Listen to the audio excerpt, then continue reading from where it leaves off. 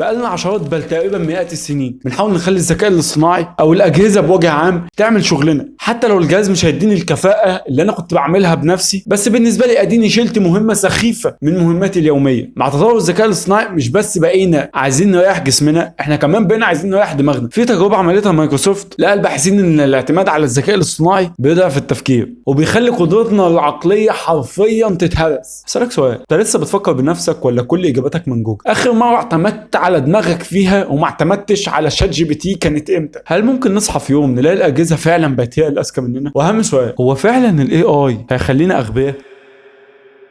السلام عليكم، ازيك، عامل ايه؟ يا رب تكون بخير. لازم اقول لكم ايه السبب اللي خلاني اعمل الفيديو دوت. بصوا، هو سبب سري جدا وبجد انا بقوله لكم انتوا، يعني الفيديو الحمد لله 10 او 15 واحد بس اللي بيشوفني، لو اكتر من كده يعني انا فاهم. السبب ان انا بروح كورس برمجه ومش هقول لك ايه بالظبط يعني، واكتشفت ان انا حرفيا معتمد على شات جي بي تي في كل حاجه. انا حرفيا اي خطا او اي ايرور يجي قدامي انا ما بفكرش، انا باخد الكود كوبي احطه في شات جي بي تي، اقول له يا اسطى بعد اذنك حل لي المشكله دي حالا. اكتشفت ان انا حرفيا تفكيري ما عادش شغال خالص، خصوصا في الحاجات اللي هي المفروض بتبقى محتاجه شويه تفكير، يعني 10 دقائق ربع ساعه، وعلى فكره ممكن تقعد بالساعه بتفكر في الايرور عادي جدا. لا انا ايه ده ايرور، طب انا مش عارف احله، كوبي بيست، قول لي الحل ايه. وده اللي خلاني اعمل الفيديو ده. زي ما قلت لك في اول الفيديو، في تجربه عملتها مايكروسوفت على حوالي 319 محترف بيستخدموا الاي اي في شغلهم. النتيجه ان هم كل ما كانوا بيعتمدوا على الذكاء الاصطناعي اكتر في شغلهم، كان عندهم تفكير نقدي اقل واتخاذ قرار، مش عارفين ياخدوا قرار. يعني على سبيل المثال، انت ممكن تكون متحير ما بين حاجتين عاديين جدا، يعني ممكن تجاوب على السؤال حالا، لا تقول له انا متحير جدا، اخش على شات جي بي تي اقول له ده ولا دوت، ويعني اختار لي انه واحد. يا ابني طب ما تاخد قرار، يعني في حاجات بتبقى عبيطه قوي، ما تاخد القرار. لا انا اساله وهو على حسب كلامه هيقنعني فهختار الحاجه المعينه دي. طيب عشان نفهم القصه كامله بقى، نفهم الحوار ده كله كامل من اول ما قلت لك ان احنا بنحاول من زمان ان احنا نساعد نفسنا بالاجهزه،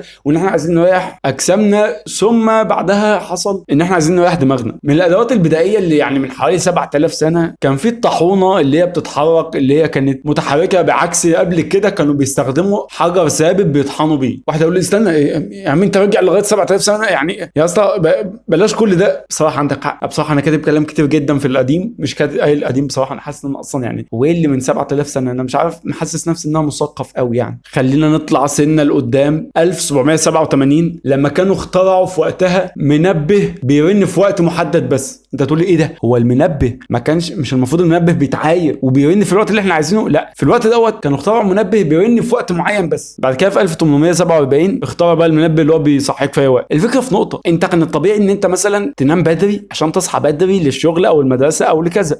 لا، انام بدري وصحتي تبقى احسن واصحى بدري للشيء. طب ما انام متاخر وعير المنبه ويصحيني في الوقت اللي انا عايزه، ونومي يبقى هباب، بس اهم حاجه ان انا بقيت اصحى في الوقت اللي انا عايزه وانام في الوقت اللي انا عايزه. بعد كده في 1907 عملوا الغساله الكهربائيه، وايه ده، اغسل على ايدي عادي، يعني اعمل مهام يوميه عادي. طب ما اعمل غساله تغسل لي هدومي احسن. وكذلك اختراعات كتيره بنفس الشكل، انا مش هقول لك على كل الامثله، بس المختصر المفيد ان زمان كنا بنحاول اي شيء متعب في اليوم عامه، في التاسكات اليوميه عامه، ايه ده اعمله بنفسي. طب ما اعمل جهاز يسهل عليا حياتي ويعمل هو المهمه ديت وانا اتفرغ لمهام تانية. المشكله ان بعد كده احنا مش بس بقينا نحاول نريح جسمنا، مع العلم ان اكيد تريح جسمك يعني جامد جدا، يعني تخلي كل حاجه تعمل لك، اكيد دي حاجه غلط جدا، ولكن يا عم ماشي انا هخليك تريح جسمك وتمام. بدانا نخش على الدماغ. مع دخول الاي اي الناس بقت بتحاول تريح حتى كمان دماغها من التفكير. انا افكر ليه واتعب دماغي ليه؟ طبعا كلنا عارفين سيري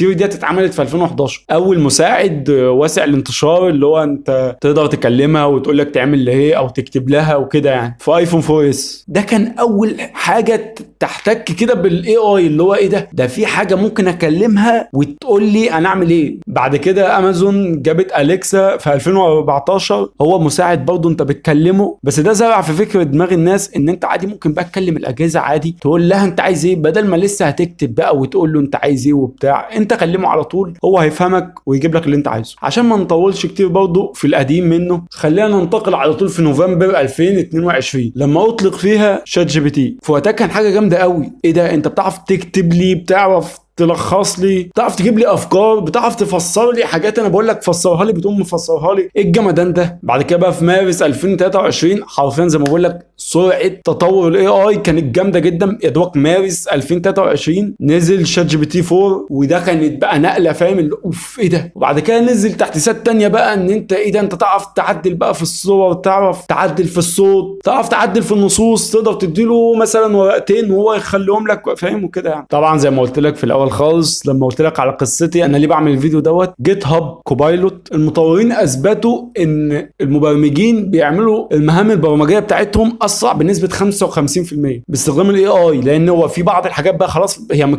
مكرره بقى، خلاص انت عامل لي كذا، طب ده حصل ايه، طب خد عدله لي بسرعه وانا لسه هفكر وكده. بعد كده دخل بقى في الصحه وبقينا بنشخص بالاي اي، وايه ده عنده كذا وكذا وكذا يبقى هو هيبقى عنده كذا. طب يعني في دكاتره المفروض يعني نشوف اشعه، نشوف تحاليل، نشوف بتاع، لا هو الاي اي هيفهم الكلام ده. فبدا يخش مساعد رئيسي للاطباء عادي جدا. طبعا انا مش هجيب لك كل التجارب وكل الدراسات اللي حصلت ان الشات جي بي تي بيخلي الواحد غبي جدا، طبعا بسبب التوسع في الاي اي والتوسع في الذكاء الاصطناعي. بقوا بيعملوا بقى تجارب كتيره جدا ودراسات كتيره جدا على هل فعلا الاي اي بيخلي الواحد غبي ولا لا. طبعا انا مش هقولهم لك كلهم، بس كلهم اجتمعوا على ان الاي اي بيخلي الواحد اقل تفكيرا واقل انتقادا واقل ان هو يعرف اصلا ياخد قرار، فاهم.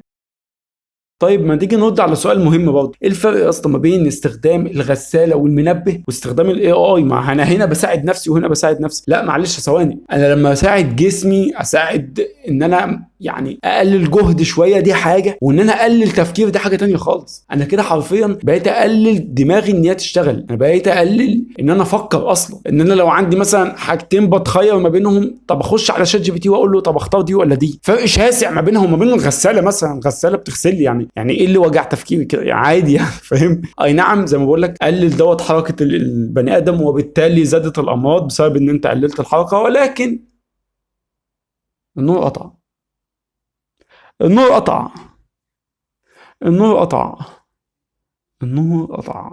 طب ايه اكمل كده ولا ايه؟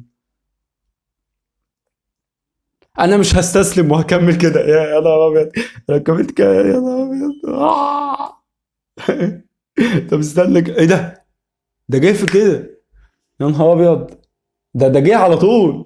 طب ايه الاضاءه حلوه ولا إيه؟ تمام يلا بينا. طيب في دراسات كمان قالت ان الذكاء الاصطناعي هياخد بقى وظائف كتيره وهياخد شغل كتير. بص من الاخر الذكاء الاصطناعي، وانا بجيبها لك من الاخر، غير ابداعي. الذكاء الاصطناعي من الاخر ما يعرفش يعمل لك افكار خارج الصندوق. فاي شغلانه، اي شغلانه انت فعلا مبدع فيها، الذكاء الاصطناعي مستحيل يقدر ياخد مكانك لغايه دلوقتي طبعا، يعني ما نعرفش، يعني ربنا يستر يعني. فاي حاجه انت بتشتغل فيها بجد بكرياتيفيتي، انت بجد يعني بتشغل دماغك فيها جامد، ما تقلقش مستحيل الاي اي ياخد شغلانتك. طب سؤال تاني، هل ممكن نوصل في وقت ان الذكاء الاصطناعي يكون هو اللي بياخد قراراتنا اليوميه اللي هي البسيطه؟ للاسف ممكن، عادي جدا. ممكن تلاقي فجاه ان بقى اكلك انت معتمد على الذكاء الاصطناعي، ها اكل ايه النهارده ده ولا دوت، بقت الحاجات اللي هي المفروض ان انت برضه تاخد قرار فيها بقيت ما تاخدش قرار فيها، فاهم. انا نصيحتي بصراحه، وهي بصراحه نصيحه بيزك جدا بس يعني عادي، بفكرك ان اي فكره تيجي في دماغك ما تخشش على طول على شات جي بي تي تقول له ها اديني بقى افكار فيها. لا حاول تفكر اكتر، حاول ممكن تطلع بافكار جديده. انت اول ما بتساله ها قول لي الافكار اللي عندك، دماغك لوحدها بيحصل لها تشنج، وبتلاقي نفسك ان انت قاعد تاخد من افكاره بس. طب في افكار انت كنت ممكن تطلع منها بدماغك، لا عادي. وان كمان مش اي مشكله تقابلك على طول ايه ده ذكاء اصطناعي يلا بينا عايزين بسرعه الحل. طب فكر يا اسطى شويه، فكر شويه يعني بجد. مش هينفع حرفيا انا رايح اتمرن تمرينه اعمل تمرينتين النهارده، ما تفكر يا عم واعمل تمرينه لنفسك. انا مش فاهم ايه ده. وفي النهايه بقى عايزين نرد على اهم سؤال بعد ما قلنا كل الكلام ده. تفتكر سؤال هل الذكاء الاصطناعي هيخلينا اغبياء ولا لا؟ هيبقى اجابته ايه؟ اكيد هيخليك غبي. اكيد الذكاء الاصطناعي لو تنك معتمد عليه اصلا هيخليك غبي، لانك بقيت ما بتفكرش. بقيت اي سؤال يجي في دماغك على طول بتخش تسال، بقيت اي مساله تسال، بقيت اي برمجه تديله الكود وهيطلع لك الحل من غير ما تفكر. ده انت يا جدع لما بتبقى والله العظيم، اصل بصراحه انا كنت بعمل طبعا حاجه زي كده، بس هو مش هكذب. لما بيبقى اللي هو انا معايا منجايه والله العظيم،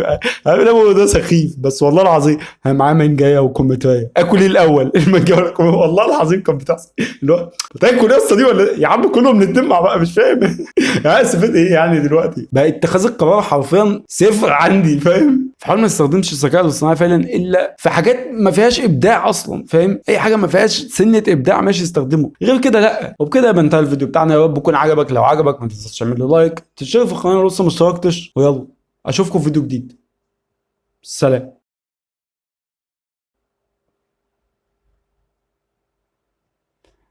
بعد اذن الناس اللي اتفرجت يعني ايه، الفيديو يعني اكيد مش هيتشهر زي ما قلت لكم، يعني 10 او 15 بس اللي بيشوفوني. فحتة ان انا يعني ايه بستخدم الذكاء الاصطناعي في الكورس عندي، يعني يا ريت محدش يعرفها، لان لو حد عرفها يعني محدش هيعرفها كده كده يعني ان شاء الله يعني. يلا ماشي.